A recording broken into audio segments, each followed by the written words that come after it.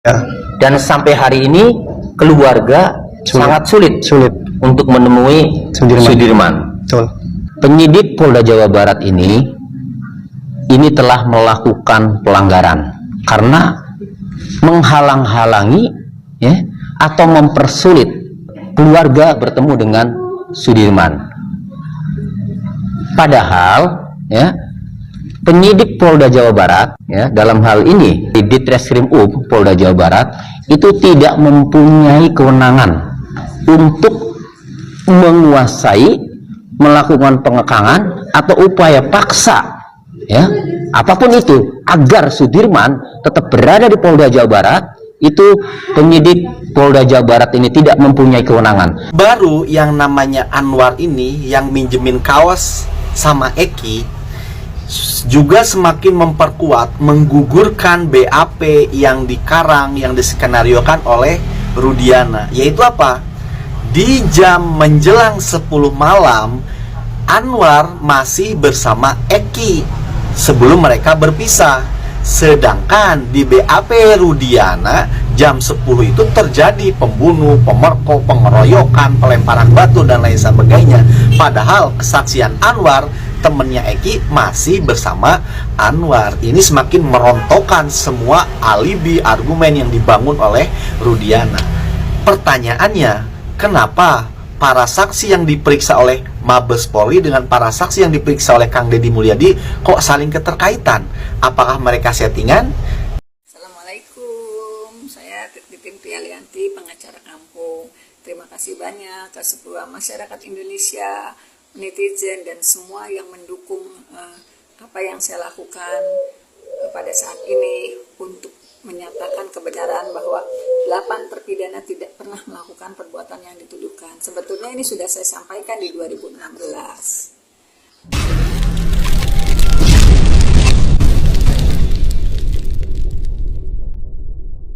Apa yang dipegang oleh Ibtu Rudiana ini sehingga institusi Polri begitu berapi-apinya, begitu pasang badan untuk menutupi seluruh rekayasa yang disusun atau yang dibuat oleh Ibtu Rudiana di tahun 2016.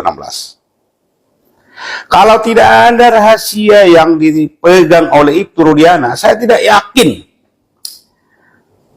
Polri, Bapak Kapolri, Bapak Kapolda, ya kan, sebegitu pasang badan untuk menutupi rekayasa yang dilakukan itu Rudiana di tahun 2016. Padahal kasat mata, orang sudah tahu bahwa ini adalah hasil rekayasa. 8 orang terpidana yang sekarang ada 7 di dalamnya merupakan terpidana seumur hidup. Orang sudah mengetahui bahwa itu adalah hasil rekayasa dan bukan mereka pelakunya. Belum lagi tentang dibukanya ekstraksi percakapan handphone Pina dan beberapa temannya termasuk Widi dan Mega. Lantas bagaimana mungkin hanya kurang dari 1 menit atau kurang dari 5 menit orang melakukan peristiwa sebesar itu? Mulai dari melempari, ya kan, jatuh, setelah jatuh dibawa ke belakang showroom. Di belakang showroom diperkosa secara bergiliran. Lalu kemudian dibunuh. Dibawa lagi ke flyover. Supaya seolah-olah itu karena kecelakaan.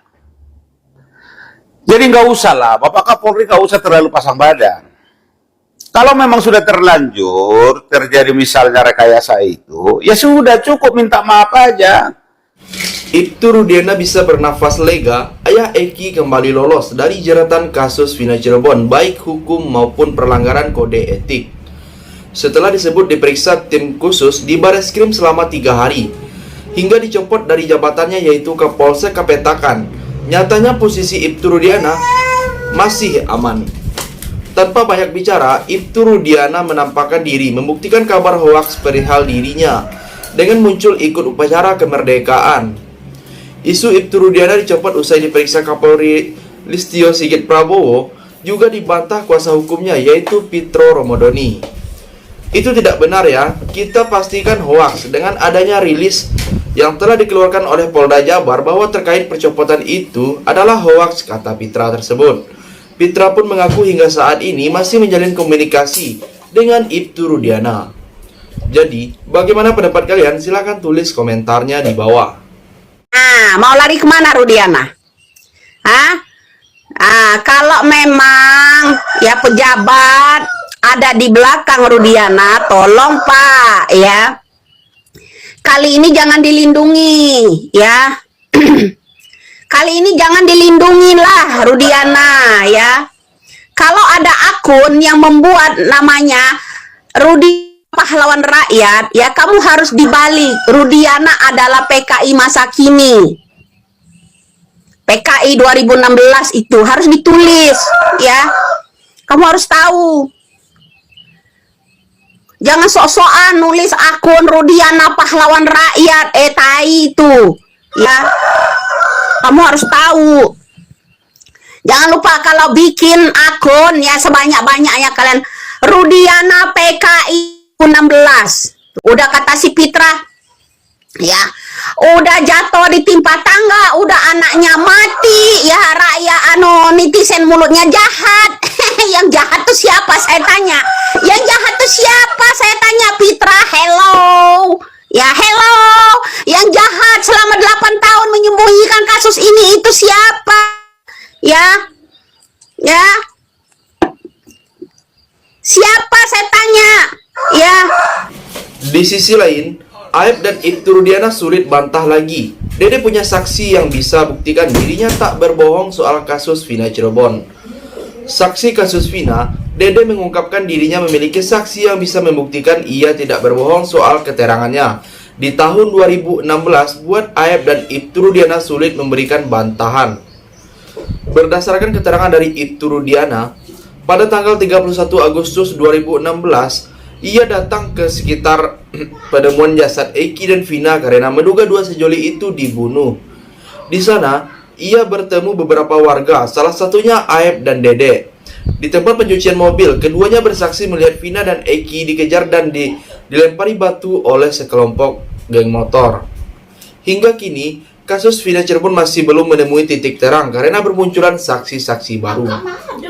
Jadi, sampai di sini bagaimana pendapat kalian? Silahkan tulis komentarnya di bawah. Dengan munculnya bukti baru ya, sebenarnya bukan bukti baru sih, karena sudah dari dulu ya, 2016 sudah ada. Cuman nggak keluarnya kenapa ya nggak tahu juga lah. Intinya percakapan terakhir Vina dengan Widi itu muncul. Nah, dengan itu maka pihaknya Rudiana dan kawan-kawan itu nggak bisa ngebantah lagi kan. Udah scientific gitu kan, nggak bisa dibantah lagi kalau udah kayak gitu. Kalau saksi-saksi yang bermunculan ya dari kemarin-kemarin kan masih bisa dibantah, walaupun bantahannya kadang lucu gitu kan, kadang bikin gemes juga. Tapi kalau sekarang kan nggak bisa ngebantah, mau gimana coba membantahnya. Jadi kasus ini sudah game over, udah selesai ya. Jadi mau apa lagi, paling tinggal nunggu ya PK-nya para terpidana inilah.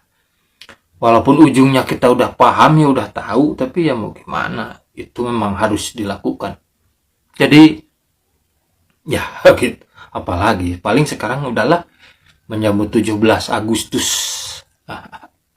Tinggal bikin lomba-lomba, ikut lomba-lomba gitu aja lah. Oke.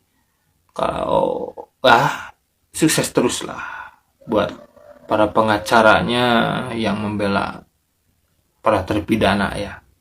Sukses juga untuk yang pembela Rudiana dan kawan-kawannya. Semoga lain kali bisa lebih bijak gitu dalam mengambil apa itu namanya ya, klien ya. Kalau yang gak jelas gitu sebaiknya gak usah diambil lah, ngapain juga. Ya abong dibayar gitu, penting mah duit tong gitu atulah. Harus menjunjung tinggi kebenaran. Jika dirasa janggal ya jangan diambil lah. Mending cari yang berkah-berkah aja lah duitnya. Terakhir, Ibtu Sumardi akui salah beri info pencopotan Ibtu Rudiana. Nasib ayah Eki tak tergantung PK Saka Tatal. Ibtu Sumardi mengaku dia salah berbicara terkait pencopotan Ibtu Rudiana tersebut. Itu sebelumnya mengatakan Ibtu Rudiana dicopot setelah diperiksa ke Polri terkait kasus pembunuhan yang menewaskan putranya Eki dan Vina di Cirebon. Kekeliruan informasi yang disampaikan itu karena beralasan menyebut Ibtu Rudiana bukan tersangka, tapi hanya terlapor dari proses penyelidikan yang kini ditangani Mabes Polri. Mungkin saya salah. Kasus Pak Rudiana ternyata pertimbangannya beliau bukan tersangka, hanya terlapor dalam proses penyelidikan, bukan penyidikan, terang Ibtu Sumardi. Sampai saat ini yang bersangkutan masih menjabat sebagai Kapolsek, tegas itu. Menurut itu, nasib Ibtu Rudiana tidak ditentukan dari hasil peninjauan kembali yang diajukan oleh Saka Tatal. Jadi, sampai di sini bagaimana pendapat kalian? Silahkan tulis komentar di bawah sebanyak-banyaknya. Saya dari channel YouTube Segudang TV, pamit sampai jumpa.